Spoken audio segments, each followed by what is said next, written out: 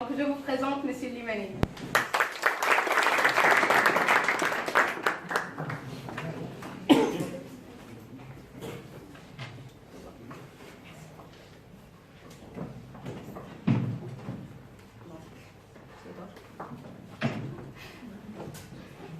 Donc, M. Limani, merci beaucoup pour accepter notre invitation aujourd'hui. Vraiment, ça me fait très plaisir d'avoir... je connais M. Limani depuis longtemps et c'est vraiment un des entrepreneurs que je respectais depuis le jour où j'ai connu l'entrepreneuriat.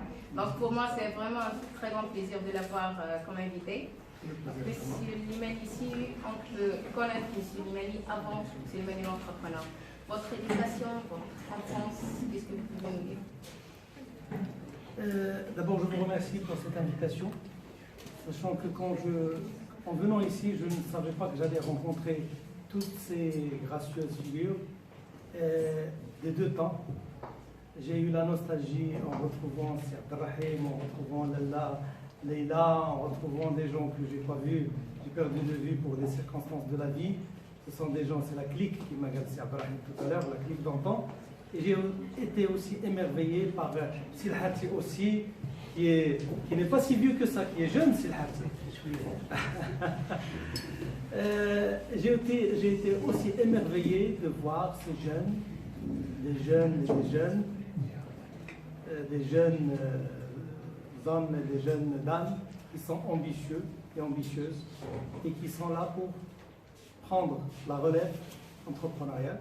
La relève entrepreneuriale que nous avons, je ne peux pas prétendre que nous avons si bien su transmettre, mais grâce à ce genre d'initiative, grâce à des gens comme vous, on est là pour transmettre et j'espère, à partir de mon humble expérience, pouvoir donner quelque chose en si peu de temps, sachant que je reste disposé, moi et mes autres amis, permettez-le-moi, nous sommes toujours disposés à tendre la main parce qu'il y a des gens qui nous ont tendu la main.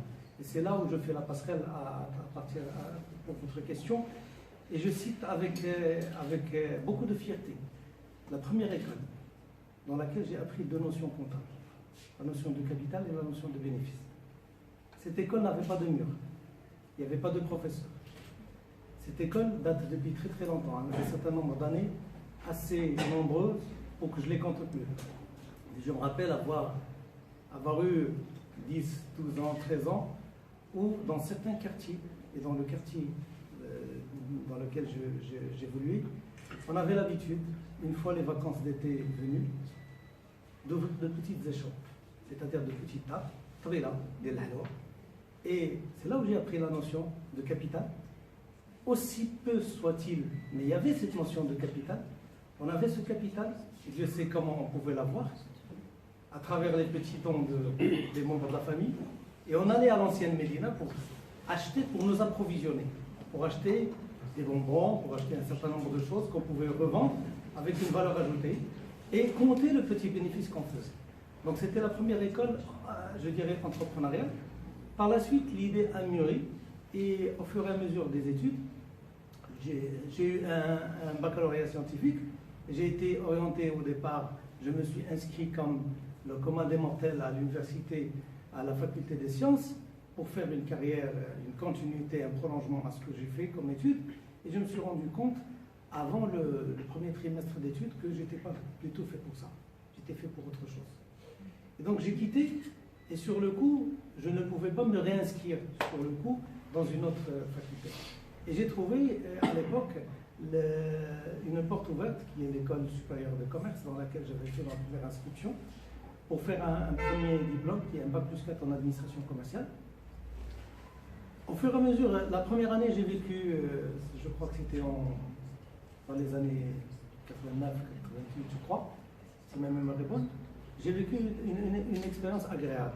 J'avais un professeur de droit, c'est quelqu'un que j'aimais beaucoup, parce qu'il donnait le maximum, et on était sûr que chacun de nos anciens professeurs voulait faire de nous des spécialistes de sa matière. C'était aussi simple que ça. Et ce professeur nous enseignait le droit commercial et le droit des sociétés, le droit des affaires. Et il nous parlait de la société à responsabilité limitée.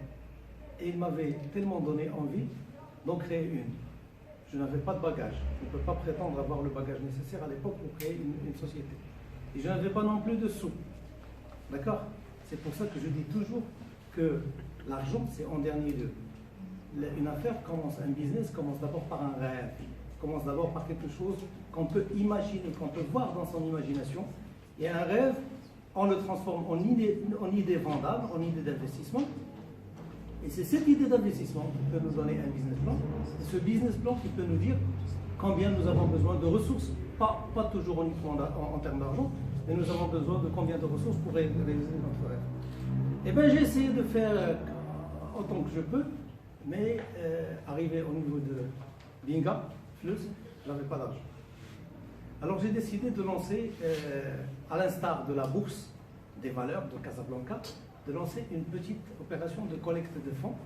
Et les premières personnes, comme je présidais le bureau des étudiants, donc j'avais une certaine dictature, j'avais une certaine autorité, et donc j'ai usé frauduleusement, d'ailleurs mon professeur m'appelait l'homme de mauvaise foi quand j'ai tapé à sa porte à 11h du soir pour lui dire j'ai embarqué dans une affaire et je ne peux pas m'en sortir sans vous, dans la création d'entreprise. J'ai lancé une opération de collecte de fonds auprès des gens de ma classe. Et je me rappelle qu'on avait fixé le droit d'accès à 1800 dirhams à l'époque. Et c'est comme ça que nous avons réuni un petit capital en leur disant « moi j'apporte l'idée, moi je fais toute la corvée, je fais la création, je fais tout, vous donnez l'argent. Et on embarque ensemble dans cette merveilleuse entreprise, merveilleuse aventure qui est aventure entrepreneuriale. » Et donc c'est là où j'ai créé ma première entreprise qui opérait qui s'appelait Art Lima et qui opérait Art comme art et Lima comme Limani, mon nom, et qui opérait dans le secteur artisanal. Et donc on fabriquait de petits tapis et on les revendait. C'était une entreprise cocotte minute, mais c'était aussi une pépinière à ce que j'allais pouvoir faire par la suite. Donc je crois avoir répondu à la première question pour ne pas déborder sur éventuellement les autres questions. Okay. Vous avez déjà répondu à ma deuxième question qui était pourquoi vous vous êtes lancé dans l'entrepreneuriat dans Côte d'Ivoire. Donc après, d'après ce que vous m'avez dit la dernière fois, vous avez cédé cette entreprise, vous avez commencé une deuxième part dans votre vie. Si vous pouvez partager avec nous cette expérience, comment ça a été? Alors la cession de cette entreprise c'était une suite normale parce que j'avais achevé mes études et donc je devais me déplacer sur Casablanca. Et comme j'étais un petit peu le pacemaker de cette entreprise, et comme les actionnaires avaient embarqué dans une aventure qu'ils ne maîtrisaient pas, et donc on a décidé de faire quoi? Qu'est-ce qu'on fait? On va la faire.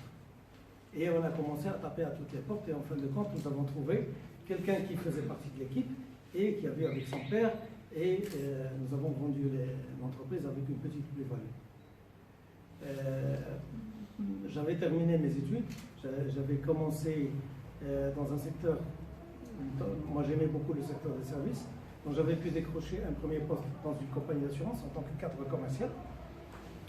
J'ai travaillé au niveau central, au niveau de Casablanca, et par la suite, je me suis occupé d'une délégation qui avait ouvert ici à Fès. Et donc je ne suis pas resté dans le salariat pendant longtemps. Je suis atteint de schizophrénie. De schizophrénie professionnelle, entrepreneuriale, mais chez schizophrénie dans le sens pathologique du terme. Donc par la suite, j'ai démissionné pour pouvoir créer la première école de technico-commerciaux. Donc parler pendant les années 90 de technico-commerciaux était comme venir de la planète Mars. Donc je me rappelle, Citada il m'a précédé dans le secteur, et on devait aller chercher l'autorisation auprès du service des mines. Il n'y avait même pas la délégation de la formation professionnelle. Et en plus, je vais vous raconter entre parenthèses comment j'ai atterri. J'ai créé cette école dans un petit patelin à Sidi Qassem exactement. Et comment j'ai pensé à Sidi Qassem? Vous allez certainement poser cette question. Quelqu'un de Fès qui s'est installé à Casa une partie de sa vie, qui revient à Fès et puis qui s'installe à Sidi Qassem. Là, je vais vous la raconter entre parenthèses, si le temps le permet. Je devais me rendre sur Meknes. Et je devais m'y rendre en voiture. Il n'y avait pas d'autoroute. Et comme je faisais toujours le même chemin, c'était la nationale entre Fès et Meknes, je me suis dit, je vais changer, cette fois je vais changer, je vais passer par un autre chemin. Et donc je suis passé par Aïnba, etc., etc. Et je me suis retrouvé en train de traverser Sidi Qassam pour revenir vers Meknès. Alors en rentrant à Sidi Qassam, c'est une ville, c'est une petite ville où les gens se connaissent, etc. Et donc je me suis dit, j'ai encore un peu de temps, je vais faire un petit tour à la ville. J'ai commencé à faire un petit tour à la ville, et en regardant à gauche à droite, je n'ai pas fait attention à un dodan. Donc un dodan, c'était un petit peu plus haut qu'un dodan. Et donc j'ai cassé un amortisseur. Et quand j'ai cassé un amortisseur, j'ai cherché à Sidi Qassam, il y avait un seul réparateur mécanicien dans toute la petite ville. J'ai été le voir, il était chez lui parce qu'il n'avait pas beaucoup de clients. J'ai tapé chez lui, il a dit Slimani, il faut attendre demain, il faut qu'on aille sur place pour acheter la pièce. Non. Et qu'est-ce que je vais faire moi? Il a dit Tcharfi, vous allez passer la nuit avec moi aujourd'hui. J'ai dit oui. Bon, on a mangé ensemble. Est-ce que c'est possible qu'on fasse un petit tour de la ville? On est sorti faire un petit tour de la ville. J'ai trouvé une seule école, c'était Pigier, qui était installée. J'ai demandé, est-ce qu'il n'y a pas possibilité d'installer ici une école? Il a dit, on ne demande que ça. Il y a les gens partent à Fès, les gens partent à Meknès, ils partent partout au Maroc. Il dit, attention, les gens, ils ont le pouvoir d'achat, ils ont la soif de prendre et ils veulent apprendre. Qu'est-ce qu'on va faire? Il dit, vous restez ici, puisque vous êtes resté là, vous restez ici 2 ou 3 jours après. Je vais vous mettre en contact avec quelqu'un qui travaille dans une délégation du ministère des Finances. Le ministère des Finances avait un local, c'est une ancienne villa qu'il avait aménagée. Il était en train de quitter puisqu'il venait de construire le dialogue. Et c'est comme ça qu'est née la création de l'affaire à Sidi Qassam. J'ai repris le même local, j'ai créé la première école de technico-commerciaux.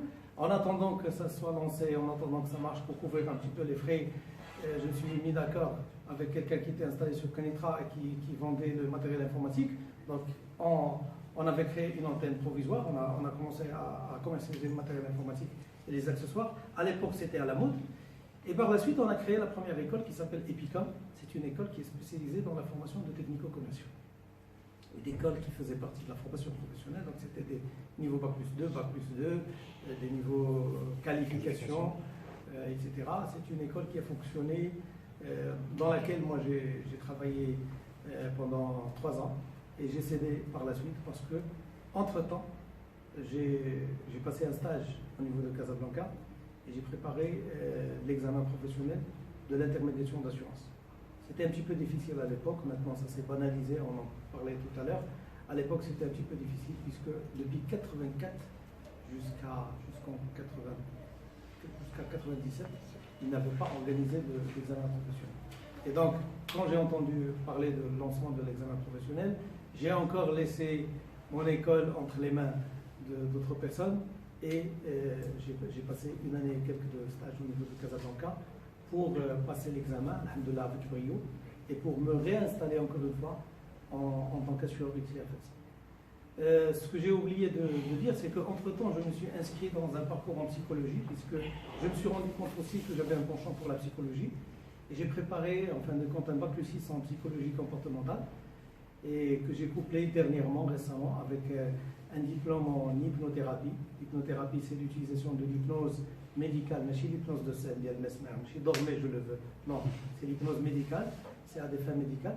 Donc l'hypnose médicale est couplée de 4 autres certificats en pédohypnose, c'est-à-dire l'hypnose pour les enfants, et en hypnopsychopathologie, c'est-à-dire tout ce qui est utilisation de l'hypnose pour toutes les pathologies psychosomatiques. C'est-à-dire psychosomatique, ça veut dire quoi? Ça veut dire que nous ressentons quelque chose. Par exemple, je peux ressentir le syndrome du côlon irritable, je peux aller voir 36 médecins, ils vont me diagnostiquer, ils vont me dire c'est psychologique. Donc c'est pas uniquement psychologique, c'est psychosomatique, parce qu'on est dans le psychisme, mais le psychisme on est en train de somatiser. C'est un langage du psychisme. Et c'est le métier dans lequel je me suis installé, à Fès et à Casa en cours, très prochainement, Inch'Allah. À Fès, pas loin d'ici, c'est le centre Imani de thérapie psychosomatique, CLTP. Et par rapport, vous avez dit qu'après, et puis quand vous êtes passé à Limassure, Limassure, c'est l'entreprise que vous avez créée pour l'assurance. Oui, c'est un cabinet d'intermédiation en assurance. Oui, donc vous avez encore passé à un autre secteur qui est l'éducation. Oui. Alors, j'ai été tenté, je crois, en 2004. bien avant, quand j'ai installé mon cabinet, j'ai commencé à former en freelance de futurs concurrents. À l'époque, les intermédiaires d'assurance à Fès ou ailleurs au Maroc n'étaient pas si nombreux qu'actuellement. Et le secteur, moi depuis que j'ai commencé, j'ai toujours été nommé dans le conseil consultatif des assurances. C'est une nomination pendant 3 ans renouvelable. Et j'ai co-présidé la Fédération nationale des intermédiaires d'assurance au niveau du Maroc. Et donc, dans ce sens, moi j'étais chargé de la commission formation. Et puisque j'avais déjà un passage dans le secteur de la formation, et je me suis retrouvé en train de former de futurs intermédiaires d'assurance qui s'installaient et qui réussissaient avec brio. Et un jour, en prenant un café, je me suis dit pourquoi ne pas installer une école qui va être dédiée pour ça. Et je me rappelle avoir visité je ne sais pas comment il s'appelait le délégué à l'époque de la formation professionnelle. Je ne me rappelle plus son nom. J'ai été le voir pour lui dire je voudrais créer une école de formation d'assureurs. Il dit ah bon, assureurs? Nous formons des techniciens spécialisés. Le 10 ans de collaborateurs d'assureurs. Et nous n'avons pas nous n'avons rien. J'ai été le voir pour me donner quelque chose. Et nous n'avons pas cette filière, nous n'avons rien. Tout qu'est-ce qu'on fait? Il y a le besoin. Et moi je suis prêt, moi je suis professionnel du secteur. Et dit, que veut le bon Dieu? Il dit, vous nous préparez le cahier de charge. Et je me suis retrouvé en train de préparer pour le compte de la délégation, donc pour le compte du ministère, et gratuitement, tout le cahier de charge, le montage d'une filière nouvelle à lancer. Et il m'a dit, est-ce que vous allez lancer une école uniquement pour les assurances? Donc trouvez quelque chose qui va avec les assurances. Et donc, puisque les banques vont avec les assurances, on a créé la première école de banque et d'assurance qui a fonctionné. C'était une école professionnelle qui s'est transformée en école supérieure, et qui a fonctionné pendant 12-13 ans de manière concomitante avec le cabinet d'assurance. Et Challenge Lima Group, GESI, c'est l'école GESI. C'est l'école GESI, oui. Il faisait partie de la société Challenger Lima Group, qui est la société fondatrice, qui a fondé également Lima Conseil et Lima Coaching, qui a fondé également Lima Cred. C'était un cabinet d'intermédiation en crédit automobile et non automobile, donc qui opérait dans le secteur de... Je vous avais dit que j'étais atteint de schizophrénie.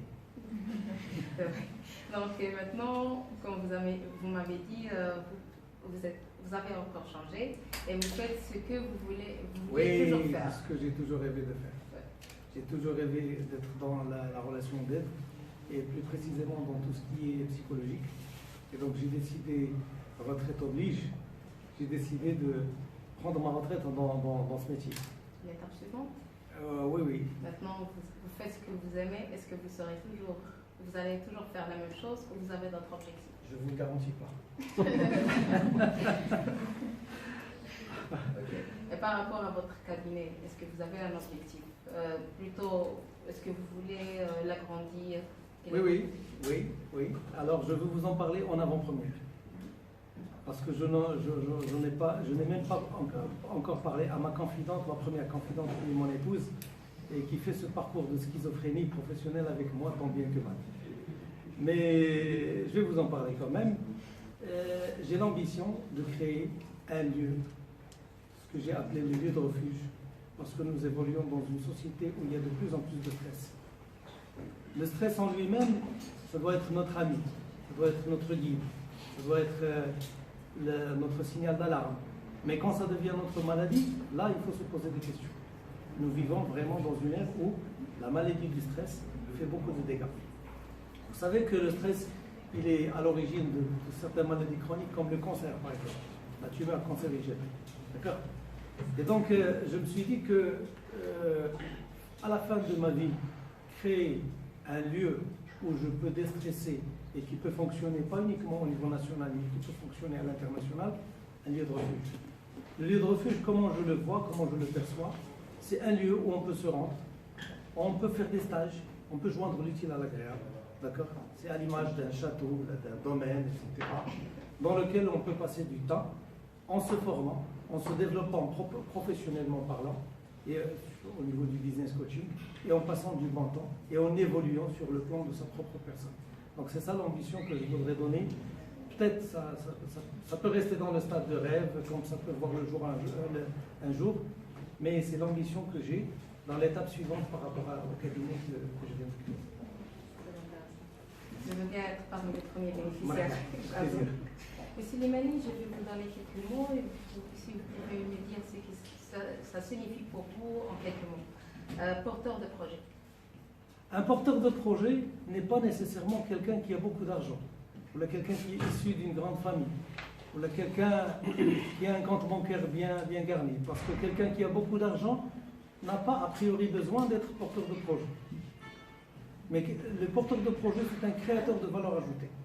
Mais le porteur de projet, c'est avant tout quelqu'un c'est un rêveur, c'est quelqu'un qui rêve, et c'est quelqu'un qui a vraiment son rêve, et c'est quelqu'un qui peut supporter d'être mal compris par son entourage. Il y a une citation un passage que j'ai lu il y a plusieurs années, je ne sais pas où est-ce que je l'ai lu, mais ça m'a resté collé à l'esprit, et qui parle un petit peu de ce porteur de projet, de ce rêveur, de cette personne qui est un petit peu bizarre, qui rêve tout le temps de choses qui ne sont pas facilement comprises par son entourage. Il dit la chose suivante, je le retiens très très bien. Un porteur de projet, un entrepreneur, c'est quelqu'un qui travaille 24 heures sur 24, 7 jours sur 7. Sa femme ne le voit pas, ses enfants non plus.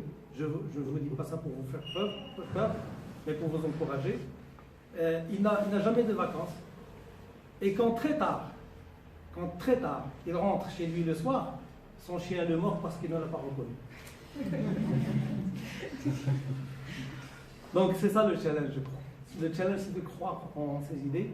Je me rappelle avoir vécu des moments un petit peu d'incompréhension, des moments difficiles d'incompréhension, quand j'ai déposé ma démission à l'aube d'une promotion que j'attendais. Et quand j'ai déposé, je me rappelle avoir déposé ma démission, c'était le 11 mars, et avoir quitté la boîte avec mon salaire du mois. Je suis un mauvais gestionnaire financier quand il s'agit de faire de l'épargne. Je n'ai jamais fait d'épargne. J'encourage les gens à faire d'épargne. Ne me prenez pas comme modèle dans mes défauts. Non, j'encourage les gens parce que la capacité d'épargner fait partie de la création de richesse. C'est quelque chose de très très important. Moi, j'en ai jamais fait, je ne sais pas pourquoi. Et donc, j'avais décidé de déposer ma démission quand j'étais candidat à une promotion. Et à l'époque, je passais par une période un petit peu difficile. Je venais de perdre ma mère dans la semaine. Et j'avais des engagements. Et donc, d'un côté, j'avais décidé de déposer ma démission pour pouvoir aller voler de mes propres ailes et pour pouvoir aller respirer l'air ailleurs, loin et à l'abri de certains ordres descendants qui ne tenaient pas compte de l'information qui relevait du terrain, de la base de la hiérarchie. Donc j'ai décidé de dire mince et à l'époque, j'avais vécu des moments très difficiles parce que j'étais très incompris.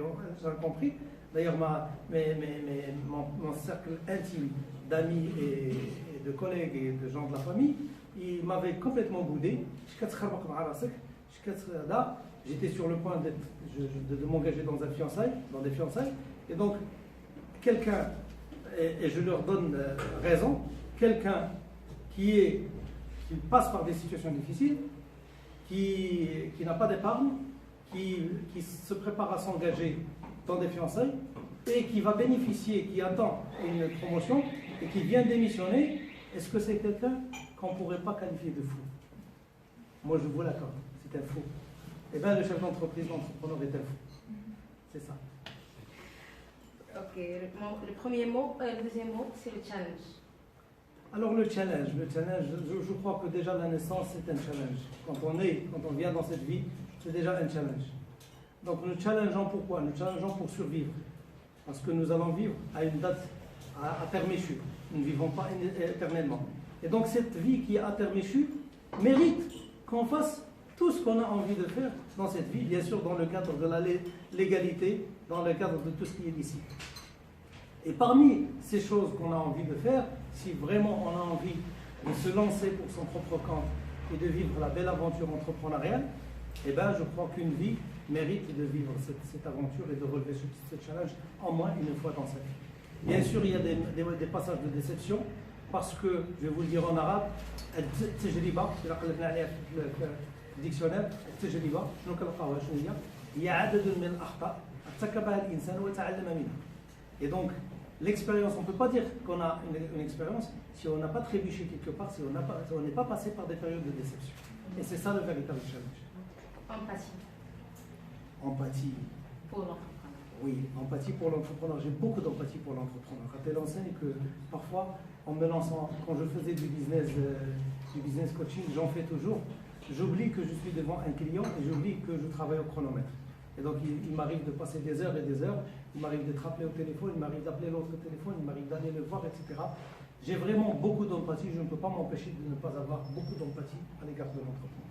Donc l'empathie, ça peut aller avec l'entrepreneur, avec Oui, les affaires. Oui, ça peut aller avec les affaires, mais ce n'est pas toujours compatible avec l'esprit de gain. Mais quand on aime tellement un domaine, je crois qu'on dépasse. Maslow, c'est pas pour rien que dans sa fameuse pyramide, dans laquelle il nous renseigne sur la strate des besoins, il a mis la réalisation de soi au-dessus de tout. C'est-à-dire que vous cherchez le gain, vous cherchez la survie, vous cherchez la sécurité, etc. Mais au fin de compte, vous avez la réalisation de soi. Et moi, je sens une très grande réalisation quand je contribue de loin ou de près à la naissance d'une start-up ou d'une entreprise. Jeunesse. J'estime faire toujours partie comme mes amis. Vous l'êtes. Je- Pour vous, la jeunesse, c'est quoi? Pour moi, la jeunesse est là. Quand on est jeune ici, on restera jeune éternellement. J'ai un ami, Allah yatawwal amro, qui a dépassé les 85 ans. Et c'était mon président d'honneur au niveau de la fédération. C'est quelqu'un qui m'inspire beaucoup. Si vous allez le voir maintenant, il va vous parler de ses projets dans 10 ans. Allège. Et ça, ce n'est pas aux Occidentaux de nous apprendre ça. هادشي عندنا في الدين ديالنا. في الدين ديالنا كاين واحد الحديث ما معناه اللي كيقول لك إلا كنتي شاد نخلة باش تغرسها وقامت القيامة غرسها. D'accord? هذه كاينه في الدين ديالنا depuis 14 siècles. Donc, restant toujours ambitieux, prévoyant toujours l'avenir avec des attentes confiantes, essayant toujours d'être utile tant qu'il y a le souffle de la vie, parce que les hikmatin ya'lamu Allah, on ne sait pas à quel âge ou à quelle époque ce souffle va s'arrêter. D'accord? On ne sait pas à quel. Donc entre les deux dates, le bon Dieu ne nous a pas délégué ça, entre les deux dates, restons jeunes, parce que la jeunesse est une décision à prendre. La jeunesse, ce n'est pas une question d'âge. On peut être âgé sans être vieux, et on peut être vieux sans être âgé. Pour finir, M. Limani, un coup de cœur et un coup de gueule à la fesse. Bon, je commence par quoi, le coup de cœur ou le coup de Ce gueule? que vous voulez. Alors le coup de cœur, c'est que la preuve en est, nous sommes toujours, il y a Sir Abdelrahim qui a quitté la ville de Fès, qui est revenu, qui est parmi nous, il y a Sir Harti, il y a Leila. Donc les gens qui ont porté la vie dans leur cœur, ils sont toujours ici. Ça veut dire ça, c'est un coup de cœur. Ça veut dire que nous continuons à croire tant bien que mal en le potentiel de cette vie. Mais la réalité, c'est un coup de gueule. La réalité nous déçoit. Pourquoi la réalité nous déçoit? Je suis dans l'incapacité et je n'ai pas le statut et la casquette pour répondre à cette question. Mais pour ne pas parler de choses désagréables, cette ville a un grand potentiel. Maintenant, ce potentiel ne s'est pas encore réveillé. Moi, je me dis, et j'espère pour cette ville que ça se développe comme c'était le cas pour la Chine. Quand la Chine se réveillera, le monde tremblera. Et effectivement, la Chine a géré ses milliards d'habitants et ses problèmes sociaux, etc. pendant longtemps avant de se réveiller. Ben, j'espère que Fès, avec son grand potentiel, puisse se réveiller un jour. Mais quand elle se réveillera, elle doit savoir qu'il y a des hommes qui sont restés fidèles à cette ville et qui peuvent la porter dans leur cœur et sur leurs épaules. Bravo.